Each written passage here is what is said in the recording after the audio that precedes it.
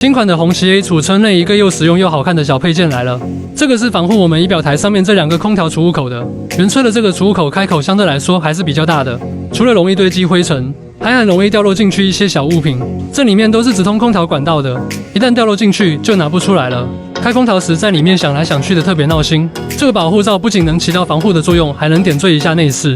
两面银的外观与内饰也是十分搭配。安装简单，撕开背部无痕胶，对准出风口直接粘贴上去即可。